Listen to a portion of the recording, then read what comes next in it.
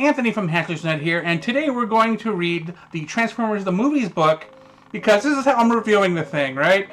And the cool thing is, this book is 35 years old, and it had this gimmick, which is why your screen is red. It is not a color thing with your screen, where you take a little piece of red thing, and you can see the images. Now, with the red covering on the lens here, you can see the images, and I don't have to put this piece of plastic over them, but there are a bunch of secret messages that you might be able to see. So, let's start reading. So we open the page very carefully, and the first page, of course, tells you how to use this thing. Maybe a little kid will need the instructions. I don't, but I lost this piece a long time ago, so this is actually from G2 Optimus Prime's box. So we'll start at 1 and work our way through. And on every page there's a secret message, so this one says the adventure is just beginning. And hopefully you'll be able to see the messages as we go through. Now let's begin.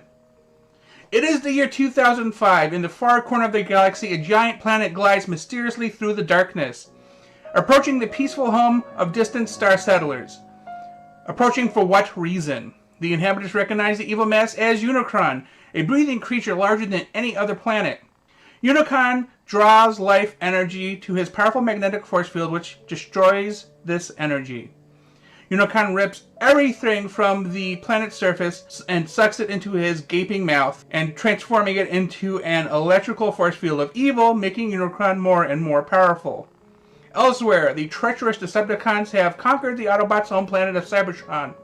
Now, you see here there's a sorry, no sneak peek. That's because they sold sticker packs that you could put on these so you didn't have to use this piece of plastic. Obviously, I don't have the sticker, and that's why that panel is unseeable. So now we continue. It says, but from the secret staging grounds on 2 of Cybertron's moon, valiant Autobots prepare to retake their home. Ironhide, an impatient but brave warrior, watches as the Decepticons are crawling over his home and itches for battle. Optimus Prime, the Autobot commander, warns that they don't have enough Energon cubes to power an assault. Bumblebee and Spike, monitoring a moon satellite nearby, alert Optimus Prime that a shipment of Energon cubes could be picked up on Earth in Autobot City. Optimus Prime gives Ironhide the go-ahead, and Ironhide blasts off. Before Ironhide departs, Spike asks him for a favor on Earth. Tell my son Daniel that I miss him, and I'll be home as soon as we've kicked Megatron's tail across the universe. But what's this intercepting the Autobots' communication? It's Laserbeak, a Recordicon, steals away and flies straight to the arm of Megatron, Imperial leader of the evil Decepticons.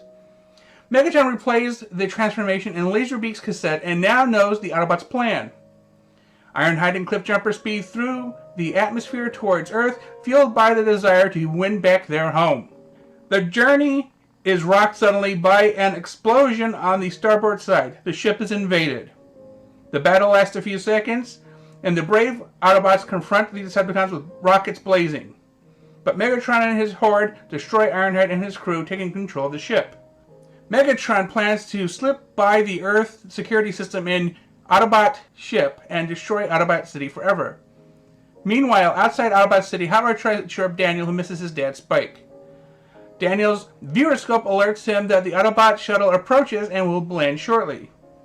He hops on his skate rocket and blasts off towards the landing deck, anxious to meet his dad.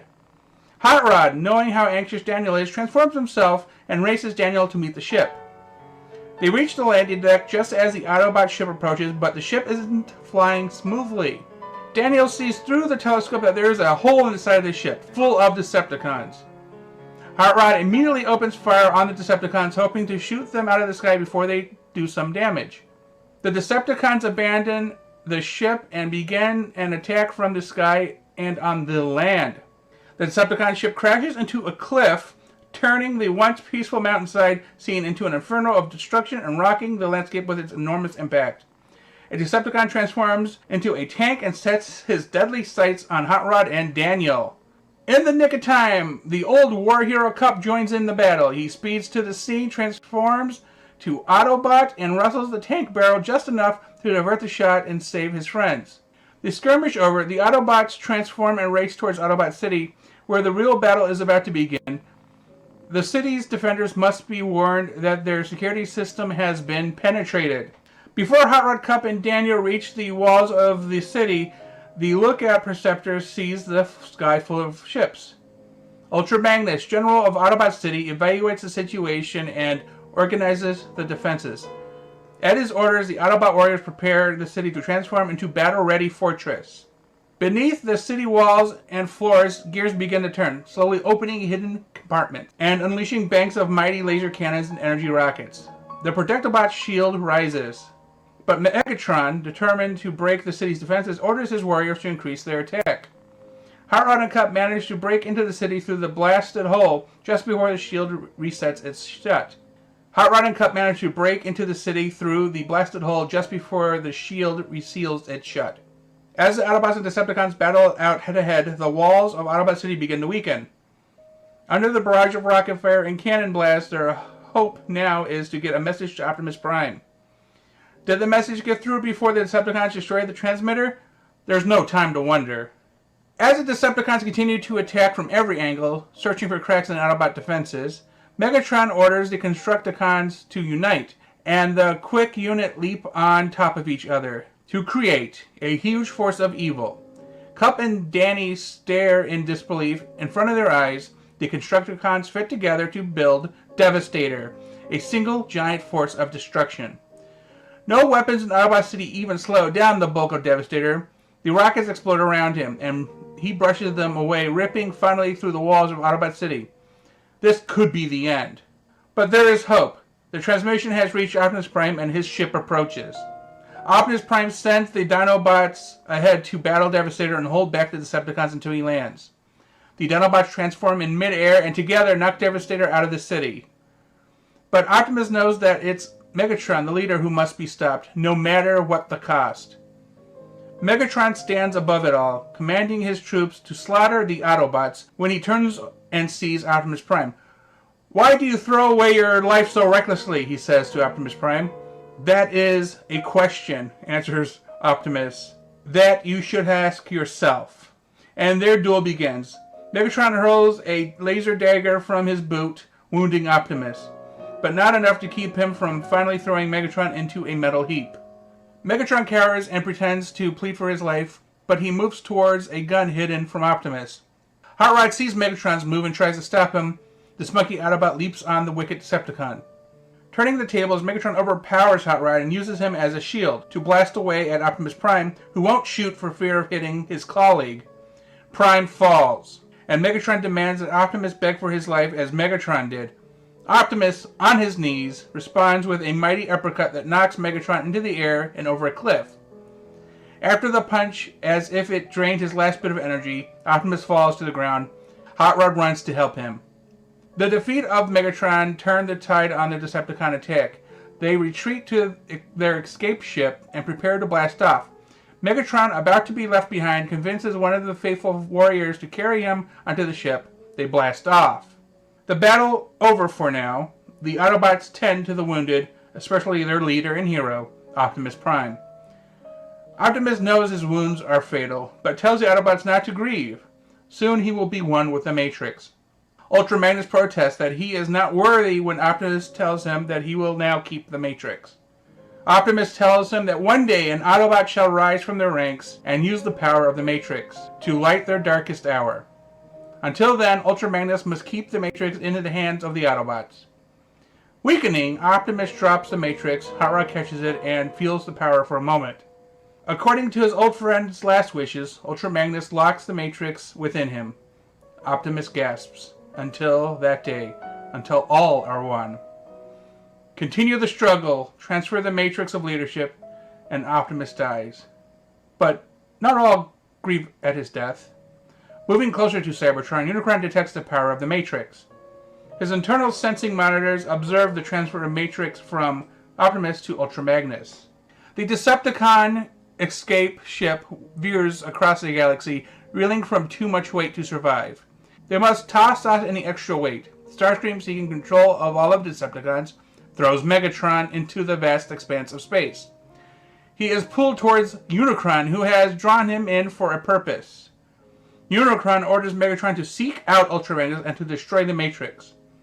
When Megatron refuses, Unicron threatens to blast him back on the ship towards oblivion. Megatron finally agrees. Unicron gives him a new body, transforming Megatron into the more powerful Galvatron. To help him conquer the Autobots, Unicron gives Galvatron an army of fighters and an armada.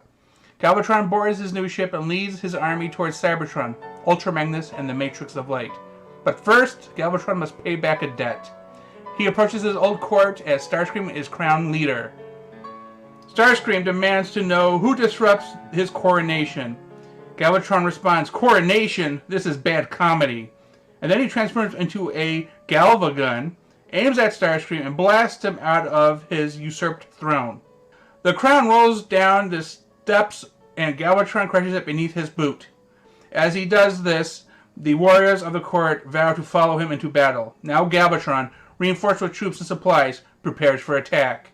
Spike and Bumblebee transmit an SOS to Ultra Magnus and the Autobots. A huge planet is approaching, Unicron. Spike and Bumblebee set the moon station to self-destruct timer and head for the escape ship. They blast off as Unicron sucks everything inside. They won't escape unless the explosion goes off in time. The self-destruct timer runs like clockwork. The explosion is tremendous, but not tremendous enough. Unicron is undamaged. Their ship loses power, and they are pulled back towards Unicron. Ultra Magnus orders all Autobots to return to Cybertron to defend it from Unicron. Their departure is interrupted by Galvatron and a fleet of Decepticon ships. The Autobots run for cover, dodging Decepticon fire and hoping to reach their ships and save Cybertron before it's too late. Ultra Magnus starts up the booster rockets and, believing everyone is on board, begins to take off. But Arcee isn't on. She leaps for the gangway and reaches for Springer's hand. At last, she makes it, and the Autobot ship lifts off, taking to the sky. At least they have a chance to escape in their ship. But only a chance. Galvatron redirects his forces and bears down on the Autobot ship. When he has them in his sights, he cuts loose a barrage of firepower that will surely destroy the ship. Thinking quickly, Ultra Magnus calls for emergency separation, and the ship divides behind the cockpit. Ultra Magnus' intention is to draw the Decepticons' firepower to the larger part of their ship, away from the cockpit holding the Autobots. They watch Galvatron's ship fire another deadly barrage of rockets. It works. The rockets completely destroy the back of the ship, and Galvatron believes that he has destroyed the Autobots, and with them the Matrix of Light. The Autobots escape to the nearest planet. Tell me in the comments your thoughts on this video. Did you like what you saw, and how was your experience with it? Thanks for watching, and please remember to like and subscribe.